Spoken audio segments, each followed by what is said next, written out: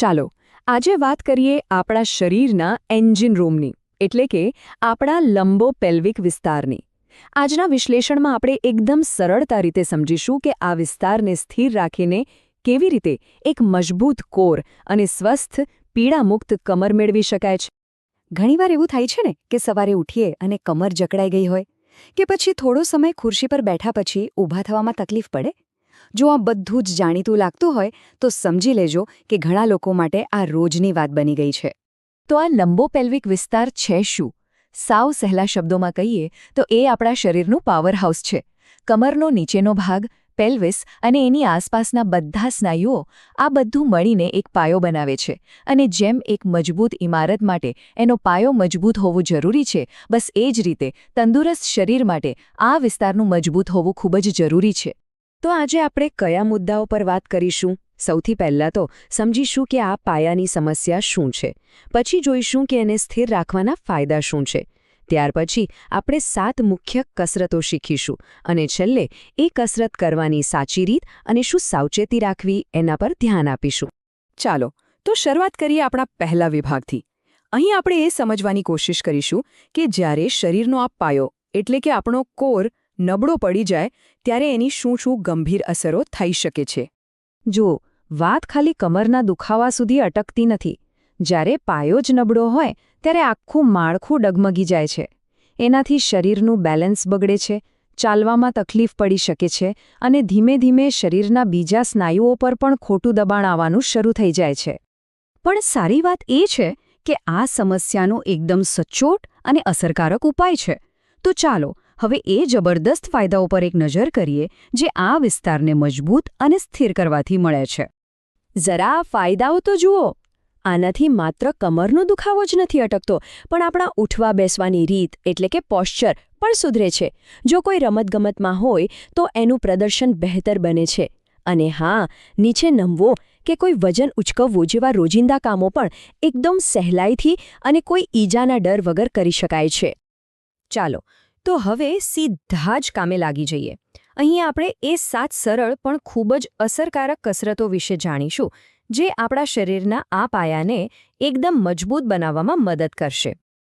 આપણી પહેલી કસરત છે ડેડબગ.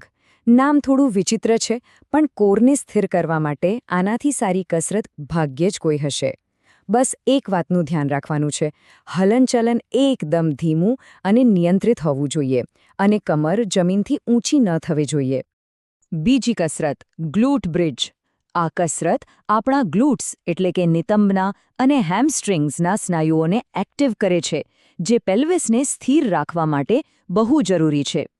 જ્યારે શરીરને ઉપર ઉઠાવો ત્યારે નિતંબના સ્નાયુઓને બરાબર ટાઈટ કરવા પર ધ્યાન આપજો. હવે આવે છે બર્ડ ડોગ. આ કસરત બેલેન્સ અને કોઓર્ડિનેશન માટે એક નાનકડો પડકાર છે. આમાં ખલો ખેલ એ છે કે જ્યારે હાથ અને પગ લંબાવો ત્યારે શરીરનો બાકીનો ભાગ જરા પણ હલવો ન જોઈએ, એકદમ સ્થિર. Side Planck. આ કસરત આપણા કોરની બંને બાજુના સ્નાયુઓને, જેને ઓબ્લિક્સ કહેવાય છે, એને મજબૂત બનાવે છે. અહીં સૌથી મહત્વની બાબત એ છે કે શરીરને માથાથી પગ સુધી એક સીધી લીટીમાં રાખવું, નિતંબને નીચે ઝૂકવા દેવાના નથી. પાંચમી કસરત છે ક્લેમશેલ્સ. આ કસરત નિતંબના એ નાના પણ બહુ જ મહત્વના સ્નાયુઓ પર કામ કરે છે, જે શરીરને સ્થિરતા આપે છે. આમાં ઉતાવળ બિલકુલ નથી કરવાની. નામ પ્રમાણે જ જાણે કોઈ છીપ ધીમે ધીમે ખુલીને બંધ થતી હોય, બસ એ જ રીતે આ હલનચલન કરવાનું છે. Heel slides. દેખાવમાં ભલે એકદમ સહેલી લાગે, પણ પેટના ઊંડા સ્નાયુઓને સક્રિય કરવા માટે આ બહુ જ સરસ કસરત છે. આ કરતી વખતે ધ્યાન એ રાખવાનું છે કે પેલ્વિસ બિલકુલ સ્થિર રહે. અને આપણી છેલ્લી 7મી કસરત છે સિંગલ લેગ બેલેન્સ. સાચું કહું તો આ ખાલી કસરત નથી, પણ રોજિંદા જીવનની એક ક્રિયા છે. આનાથી આપણું શરીર શીખે છે કે જ્યારે એક પગ પર વજન આવે ત્યારે સ્થિર કેવી રીતે રહેવું. આ ચાલવા અને દોડવા જેવી ક્રિયાઓ માટે ખૂબ જ જરૂરી છે. જો કસરતો કઈ છે એ જાણી લેવું એ તો અડધું કામ થયું, પણ એનાથી પણ વધારે જરૂરી છે એને સાચી રીતે કરવો. તો ચાલો હવે એ સમજીએ કે કઈ ભૂલોથી બચવું જોઈએ અને કઈ બાબતો પર ધ્યાન આપવું જોઈએ જેથી આપણને વધુમાં વધુ લાભ મળે. આ સ્લાઇડ પરની માહિતી ખરેખર બહુ જ મહત્વની છે. હંમેશા યાદ રાખજો, આ કસરતોમાં ગણતરી કરતાં ગુણવત્તા વધુ મહત્વની છે.